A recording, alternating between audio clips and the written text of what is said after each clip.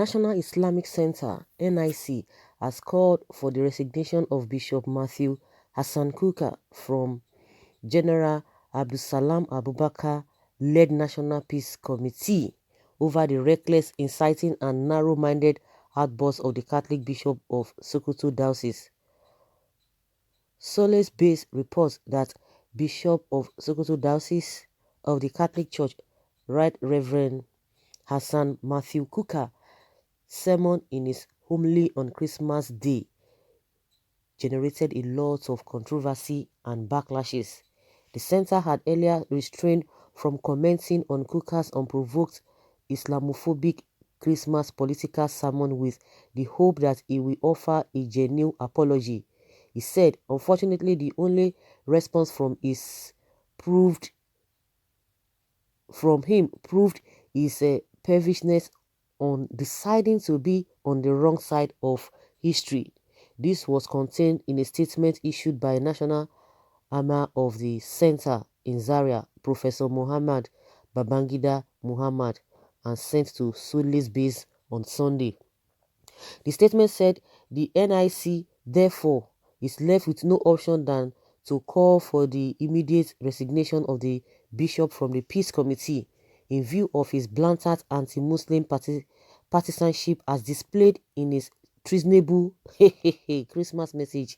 Treasonable Christmas message. We support a similar call earlier made by our sister organization, Muslims' Rights Concern. Bishop Kukah has lost whatever remains of respect from the generality of Muslims as observed by the Jamaatul Nasril Islam in its reaction, and he has therefore become a liability to the MPC. He should be replaced with someone more objective, accommodative and level-headed, said the statement. Indeed, we call on the national security agencies to question Bishop Kukah on his incitement to a coup, the persistent and deliberate stirring on communal conflicts and slanderous targeting of the majority Muslim population of Nigeria along with their faith, his hate speech-filled narratives on inter-ethnic and inter-religious relations in the north as displayed at late Patrick Yakowa's funeral. Betrayal is so filled with hatred for Islam and Muslims who have done him no harm.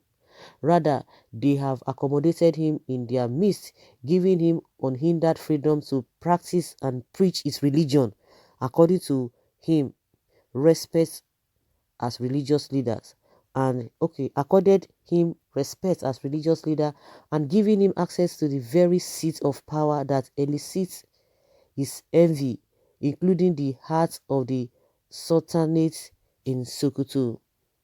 His misleading portrayal, along with other short-sighted Christian leaders of their flock as oppressed, provided the false data used by the United States Department to blacklist Nigeria over its religious intolerance. It is most unfortunate and unpatriotic that the Christian Association of Nigeria can promote this fake data. We condemn in totality this labeling by the US and some UK parliamentarians and reject it outright. The security challenges facing Nigeria are indeed enormous, and its true friends should help it to overcome the challenge and not add more fuel through instigating religious and ethnic conflicts. It is a sheer display of hypocrisy and ungodliness to claim deliberate state persecution of Christians in the north or the terrorists target Christians only. Muslims who majorly constitute the North are the worst victims of the insecurity challenges of kidnapping, armed robbery, rape, cattle rustling, and Boko Haram insurgency. Our sincere concern, however, is that Nigerians of all faiths are falling victims to the senseless atrocities of criminals and terrorists who have no fear of God or respect for religion. We can only succeed in eliminating the Hydra-headed security threat to our country by earnestly promoting a collective resolve to live together with mutual respect and understanding. The divisive and self-centered hypocrisy has been projected by Bishop Kukah, as some now call him. We do no one any good. They call him now Bishop Kukah. Okay, so guys, these people, that is, they hate truth. Somebody will come and say you are anti-nut or anti-nut, whatever they want to call it. They hate the truth. So they know that all of these bad things have been happening. How many times have they come out to condemn this whole thing? No, they don't condemn it. But when they hear somebody saying it, they'll be angry. And I think what is paining them or hurting them the most is Nigerian being put in the blacklist, because they are saying that it is the uh, the messages of these so-called Christians. Those are the reason why UK and some UK parliamentarians and the US have blacklisted Nigeria, because they're always sending wrong narratives out there that Christians are being attacked. They don't. These people are used to the way Nigeria does things, the way we do things in Nigeria. So somebody can just come because he get babele for you. They'll just say one thing, you run with it. The so-called other country you are talking about, they do their due diligence. They come and they see. We have seen some people from the UK parliament who have come to Nigeria to come and witness it themselves, ask questions. I'm sure you didn't know all of that. You think they will just hear something, somebody just say something, they will just run with it, or because they hate you or whatever. So that is one of the reasons why they are hurting. And when you now call for, you say you should call, you are calling for the resignation of the man. It is only somebody who hates the truth that will come up with all of these things. If you think you have this thing, other people will still come out and say, oh, we still want the man.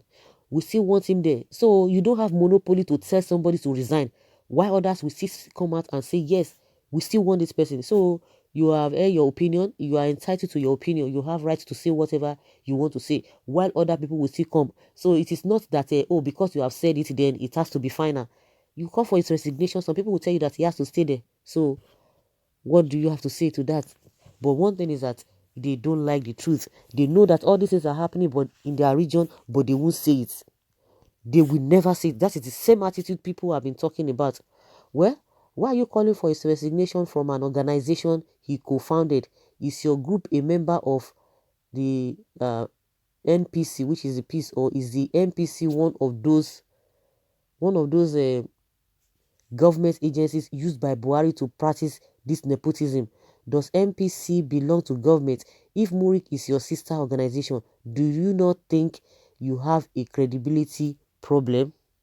How does criticizing Buhari government of insecurity and nepotism amount to insulting Islam rather than addressing the critical issues raised? And you are busy asking Bishop Kukah's resignation when we need more of him to make Buhari sit up. Freedom of expression is the right of every Nigerian. A responsible government should use it to evaluate its performance. No wonder the North remains backward. Don't be foolish with your threats of accommodating the bishop in Sokoto. Are there no Muslims in the Christians dominated state? Why does Islam hate truth? He never incited coup, but you people like turning things upside down. Please fear God. Of course, they made a statement that they tolerated him. They do this and that. I don't even understand. That is, because I could remember that statement being made by them. You know that they always implicate themselves every now and then. Bishop Kukah has never been at war with anyone, but only with evil devices. What is said, nobody has come forward to disprove it. Kukah constituency, like His Eminence Cardinal Okoje, has always been an outspoken person. Besides, people that always speak the truth risk disenchantment. Truth is always bitter. Some of you don't even understand English. Bishop did not aim to coup or whatever and learn English the with meaning. It's a lie. They know what they are talking about. They want to twist the whole thing so that it will, the main point that the man has made, instead of that point to be addressed, they don't want to address that, because those things are true. They just want to turn everything. They will not be focusing on another thing. That's just what they are doing. Not that they don't understand. Then the center itself is deceiving.